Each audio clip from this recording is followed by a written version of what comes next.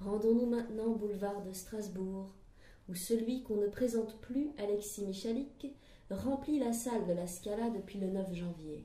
Après les succès de ses précédentes créations qui, rappelons-le, sont encore toutes jouées dans les salles parisiennes, Alexis Michalik continue de faire les beaux jours, ou plutôt les belles soirées du théâtre parisien.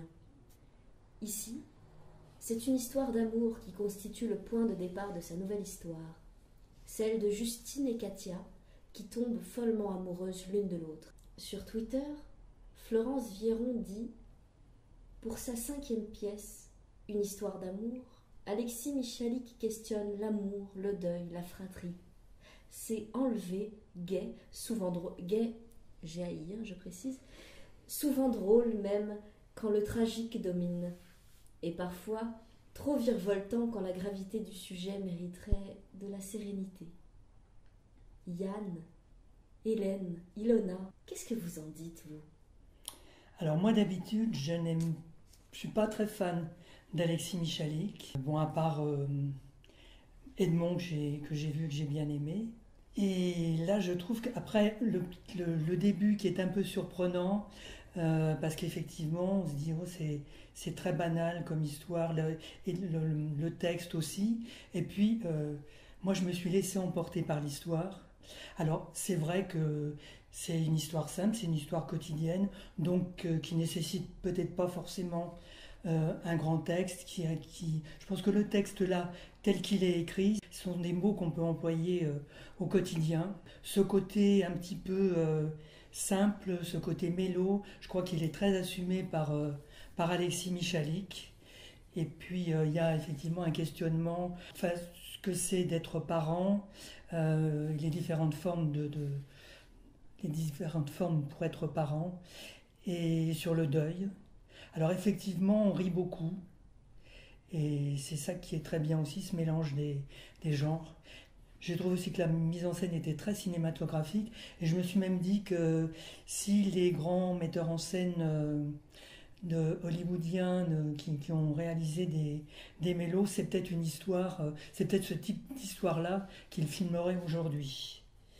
Et puis, je trouve que les comédiens sont très très bien. Il y a une petite fille, je ne sais plus son nom, parce que je crois qu'elle change tous les soirs, elle était formidable. J'ai bien aimé aussi que le spectacle commence par une chanson, qu'il se clôture par une chanson.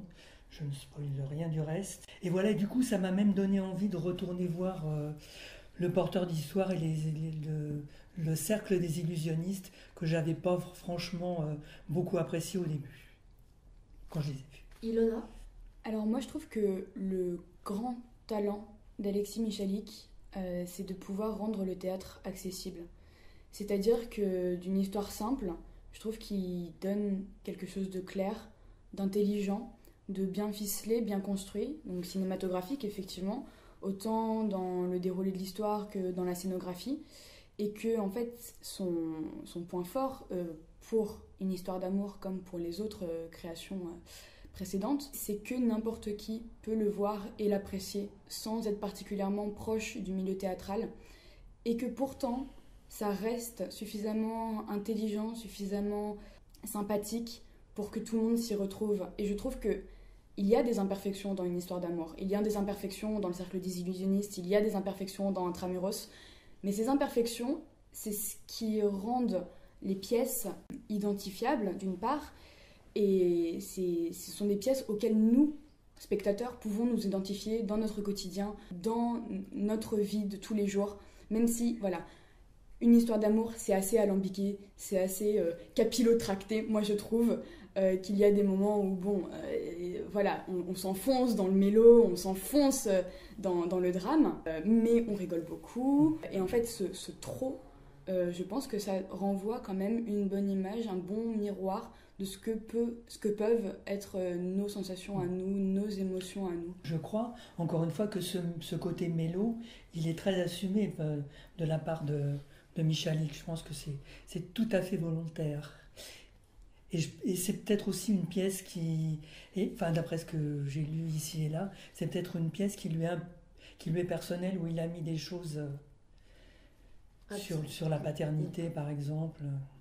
J'ajoute quelque chose. Ce qui m'a un chouïa dérangé, c'est que on dirait à par moment une adaptation libre de Le bleu est une couleur chaude de Julie Marot, qui est une bande dessinée absolument incroyable, que je lis, relis quand ça va pas, que je lis très souvent. Et en fait, il y a vraiment dans le thème, dans les thèmes abordés, dans l'histoire, il y a des correspondances qui sont quand même assez troublantes, et je ne l'ai vu nulle part. Je n'ai pas vu de référence à ça sur Internet, dans des critiques. Il n'y a pas de référence à ça. Du coup, je m'interroge un petit peu si c'est une inspiration ou une pure coïncidence. Alors moi, je vais un petit peu balancer un seau d'eau glacée sur toutes ces belles critiques. Alors oui, il est très doué, il est très beau. Heureusement qu'il est très beau, comme ça on le regarde pendant la pièce. Personne n'a encore mentionné. Moi, moi je le mentionne parce moi que aussi, c'est ça qui m'a sauvé mon après-midi. Je me suis dit quand même il est beau, voilà. Donc je l'ai regardé. Oh, à mon âge, on peut regarder sans toucher, voilà. Donc j'ai trouvé ça mièvre. Quand vous parlez de mélo, moi j'ai dit c'est mièvre. Voilà, c'est complètement téléphoné. Il y a des trucs qui sont totalement téléphonés. La jeune femme qui est dans son appartement et qui joue très bien, du reste, je l'ai trouvée très belle, très gracieuse. Tout de suite, on sent le truc, tout de suite, on sent le truc arriver. C'est-à-dire qu'en fait, au bout de 20-25 minutes de pièce, on peut à peu près dire ce qui va se passer. Et en fait, on tombe à peu près bon. Donc, c'est quand même très, très téléphoné. Alors, quand tu dis que ça fait penser à Bleu, moi, je pense que c'est des thématiques qu'on a tellement vues au cinéma, au théâtre, dans la lecture, qu'en réalité, c'est des trames ressassé partout, et il a fait que reprendre une trame facile. Enfin, moi j'ai trouvé que c'était un peu facile. Alors ce qui sauve là-dedans, c'est son personnage, parce que son personnage est un peu caustique. Là, il fait des vannes parfois très crues, très, très dures, etc. Donc j'ai trouvé que c'était vraiment bien, cet aspect-là. Et je me dis, mais pourquoi il ne nous fait pas une pièce que comme ça, avec que des choses un petit peu caustiques, un peu dures, et pourquoi est-ce qu'il met du mélo à côté, enfin du mièvre, du cucu la praline, etc. Alors c'est bien joué, c'est fluide, il a un savoir-faire dont il use et il abuse, et moi je crois que ce garçon est trop doué, et il a trop eu, trop vite. Donc je me demande s'il ne se repose pas un peu sur ses lauriers. Moi j'aimerais bien, je crois qu'il en a la capacité de faire quelque chose de plus dense, de plus clivant, de plus dur, de plus... Voilà.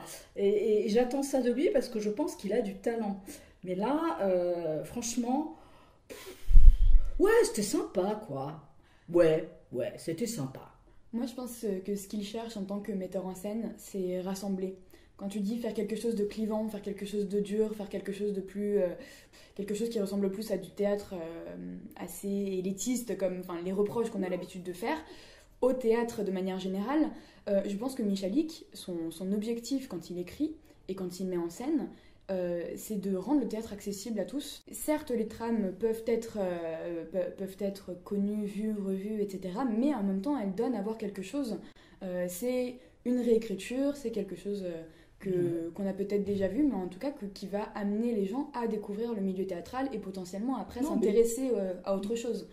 Et quand il prend des comédiennes qui sont habituées à faire des séries télévisées, des feuilletons de première partie de soirée, des choses comme ça, c'est pas des comédiennes qui sont habituées aux planches. Et je pense que c'est voulu, c'est volontaire de sa part, c'est un parti pris qu'on voit des comédiennes, une mise en scène, etc., plus fédérateur.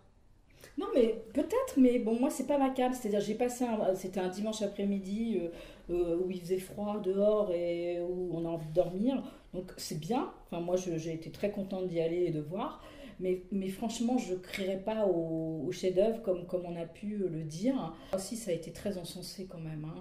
Au début. Et voilà. Donc, et je pense qu'il a une veine, franchement... Ce contraste du reste entre les dialogues qu'il s'est donné, qu'il s'est servi et qui sont extraordinaires, et les scènes des autres, j'ai trouvé ça, j'ai dit mais c'est pas la même pièce, quoi. Et ça m'a vraiment interrogée. Donc heureusement du reste qu'il y avait ces scènes, il s'est bien servi, parce que là j'ai trouvé que c'était jubilatoire, voilà. Mais le reste, non. Alors, moi j'irais pas jusqu'à dire que c'est un chef-d'œuvre, mais c'est quand même... un très très bon spectacle, et moi j'ai beaucoup aimé. Nous allons faire une petite entorse à la règle, parce qu'il y a Christine du blog Théâtre Côté Cœur qui pousse tout pour se rapprocher du micro et qui voudrait prendre la parole. Christine, qu'as-tu à ajouter sur ce sujet ? Alors, j'essaierai de faire un mix entre les deux avis. Non, ce n'est pas le chef-d'œuvre de Alexis Michalik. Pour moi, son chef-d'œuvre, ça reste Le Porteur d'Histoire.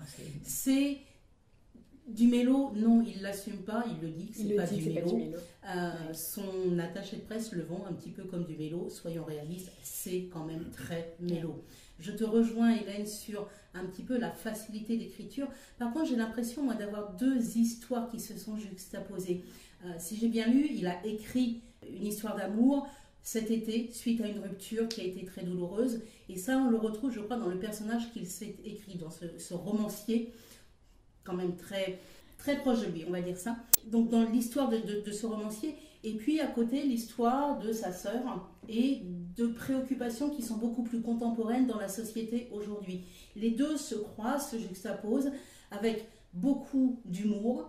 Et c'est vrai qu'on rit beaucoup et on pleure aussi. Et ça, c'est sa force. J'ai pleuré, j'ai été très touchée par ses destins, même si, oui, on les sent venir. On sait ce qui va se passer, on sait comment ça va se terminer.